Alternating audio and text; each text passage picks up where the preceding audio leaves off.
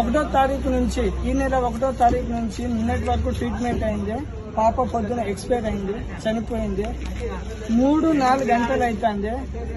Government ambulance లేని పరిస్థితి ఇలా ప్రైవేట్ అంబులెన్స్ ని మేము మాట్లాడి ఇలా పంపిస్తున్నాం.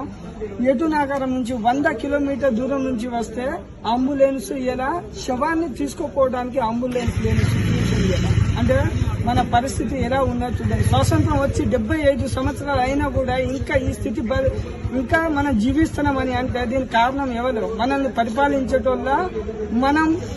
పరిపాలించేటోళ్ళని ఎంచుకున్నది మన తప్ప.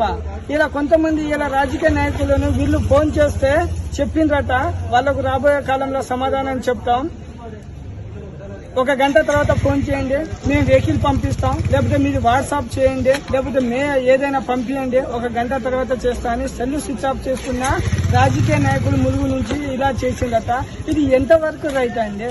మీకు చేత కాకుండా నేనేం చేయలేదని చేతులు ఎత్తేయాలి. ఇలా 3 గంటల పాటు శవాన్ని పట్టుకొని ఒక తండ్రి నిలబడ్డాడు.